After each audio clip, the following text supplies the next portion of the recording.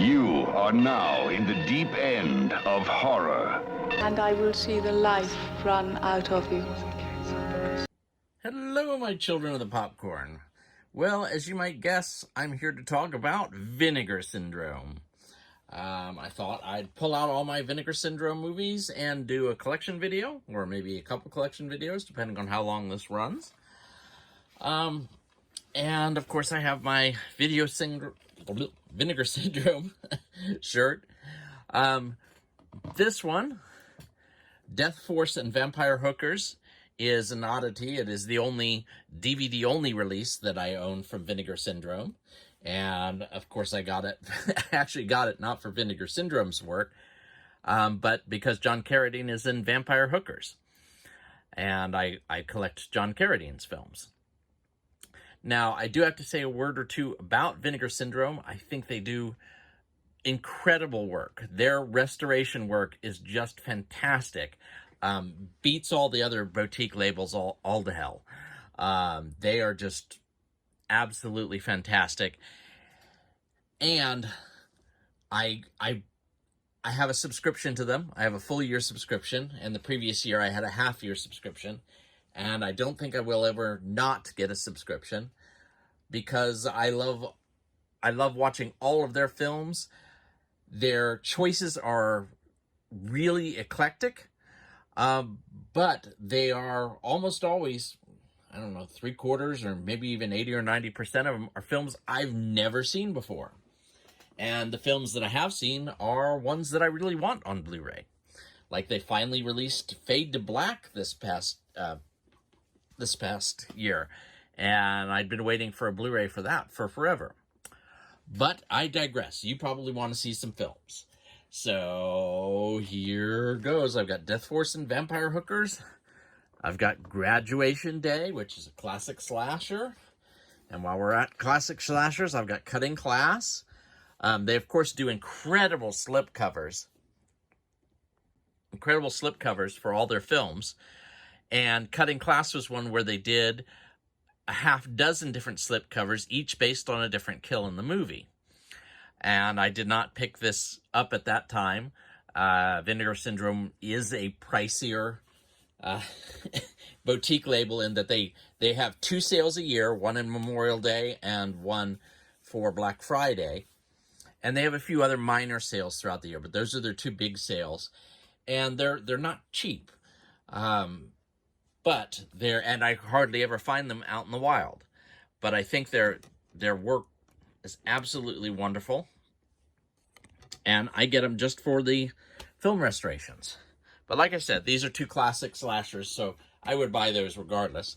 The Children is a hysterically funny movie that I actually watched with my mom growing up on network TV, and it is even better uncut and on Blu-ray. It is just hilariously funny. All these children with black fingernails who basically melt the adults. And it has Gil Gerard, who at the time was very famous for Buck Rogers, but not so much now. Mausoleum was another classic horror movie that they did that came out. And I can tell I'm going to get long-winded because I'm going to wax poetic on all these films. Their restoration jobs are just amazing, which I'm sure I've said that already. Demon Wind, Prime Evil, and Lurkers, which is interesting, but these aren't really good films, but they're interesting films by Roberta Findlay. The Hearse, Psycho Cop Returns, which is actually, as you may guess, the second of the Psycho Cop movies. I'm hoping that one day they'll release Psycho Cop so that I can watch that one. I had never seen either of the films prior. In fact, I hadn't even heard of the films prior to their coming out. I need to give Psycho Cop Returns a rewatch. Witch Trap. This is my copy of Witch Trap, and it is signed by director Kevin Tenney, who I got to meet and chat with at one of the horror cons back when we had horror cons pre-COVID. Then there's Raw Force, which is just a crazy action film. Spookies, which was a big deal for a lot of people. It wasn't a big deal for me. It was a big part of people's childhoods and rentals and such like that. But it wasn't so much mine. But and their picture quality is impeccable as always. But it has a second disc that has a documentary on the history of VIPCO, with a bit of a focus on spookies, and then also a history of the trouble in making spookies, which is basically two separate films merged into one film. And both of those documentaries are excellent. One is dry but incredibly informative, and the other one is incredibly entertaining. You'll just enjoy it. Tammy and the T-Rex, which I'd never seen in its PG version, PG-13 version, and I certainly hadn't seen it in this R-rated version with all the gore restored. But it's a charming little film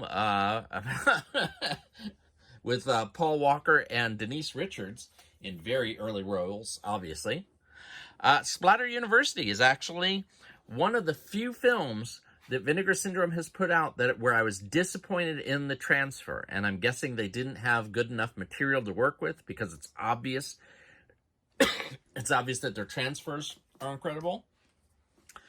Graydon Clark's Uninvited, featuring a mutant cat within a cat, which you can see on the cover, and it's hilarious. If you like hilarious horror movies, that's hilarious. And George Kennedy's in it. The problem with having established stars like George Kennedy is that when you put them next to a bunch of teenagers or early 20-somethings playing teenagers, it shows that they don't really know how to act very well. And Alex Cord and Clu Gulager are in this as well. Anyway, that one's a lot of fun. Slaughterhouse. I'm sorry I don't have the slip for Slaughterhouse. It's a slamming door shut, much like the iconic scene in Texas Chainsaw Massacre, and really fits Slaughterhouse. This is Jack Frost from Horror Pack, but it was leased to them from Vinegar Syndrome, which you can see on the back there. And so I have that copy. And Psychic Killer is another fun one. And Frightmare. These are some classic and forgotten horror films. Pigs. Pigs is one that I think is really excellent, and the title is such a misnomer. I love animal creature features. Attacking birds, attacking snakes, attacking sharks. I love them. Pigs is not about attacking pigs. You want attacking pigs, go get boar, or if you want to go old school, get razorback. Pigs itself is a story about a troubled young woman and an older man, and there are pigs involved, but they are not integral. They're not central to the plot. They're integral. Demonoid, because you can never have enough disembodied hand movies, even though this does not give you the impression that that's what this is. And I may be misremembering that's what it is. Madman, another classic slasher. The Suckling, which I'd never seen, which was a very interesting film. Malabimba, which nunsploitation is a subgenre, and it turns out nunsploitation doesn't do it for me. I don't particularly care for Malabimba. It was highly meh. Hollywood Horror House. I don't really remember this as being particularly good, but maybe I need to give it a rewatch.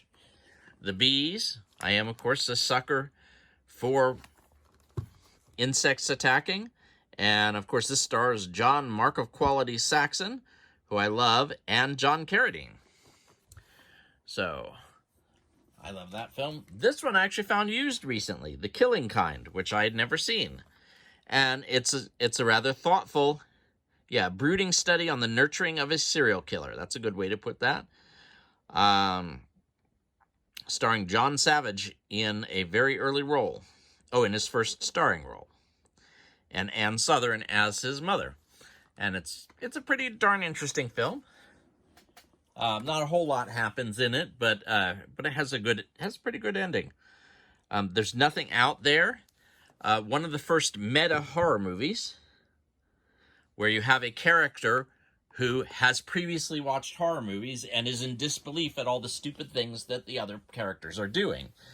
And it's about creatures, and it's a lot of fun. It predates Scream by quite a bit. Night Beast. Don Dohler, a Baltimore, Maryland filmmaker, and who made Alien Factor and Fiend. Night Beast is just a lot of fun. Let's see.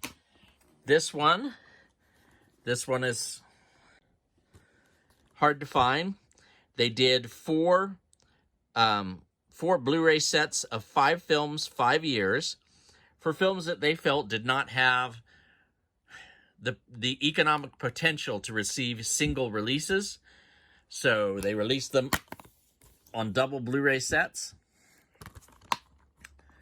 And this is Volume 2, Horror and Exploitation, featuring The Mothers, Flesh and Bullets, Hang Up, it says Dungeon of Horror here, but it's Dungeon of Harrow, I believe.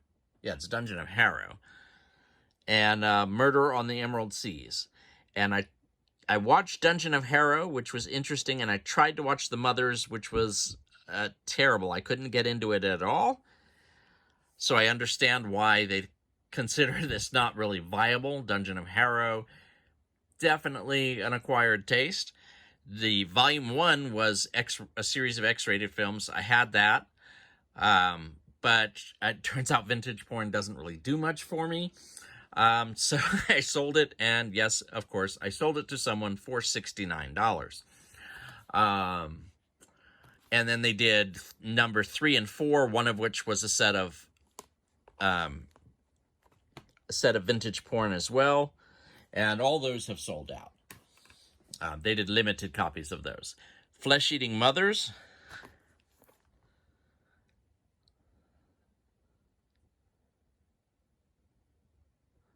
Which I actually really enjoyed. I thought it was pretty darn funny. I was not expecting much at all from that film. Dolly Dearest. I really liked this one, set in Mexico at a doll factory, and starring Denise Crosby, Sam Bottoms, and Rip Torn. I really like this one. Body Melt, which I really enjoyed when I was younger for the gore and the gross out. But on rewatch, it's not a very good film. It's hard to watch, but it does still have some decent sequences. And Blood Theater. This one I found at McKay's, and Vinegar Syndrome at McKay's, and I didn't own it. I immediately snatched it up. And when I showed it in a McKay's video, but hadn't yet watched it, Bryn, Horror Hands, warned me that it was terribly dull. And I watched it, and he was not wrong. This is actually an awful film. I'll keep it because it's part of the collection, but it is not a good film. Hellmaster. He'll show you the way to hell and meet you there. And this is another film that stars John Mark of Quality Saxon. I really enjoy his work. Of course, his most famous role, I think, was Roper in Enter the Dragon, and he's great in it. And those are all of my Vinegar Syndromes that do not have the slip. Click like, subscribe, or even comment below, because I want to hear what you think. No fair.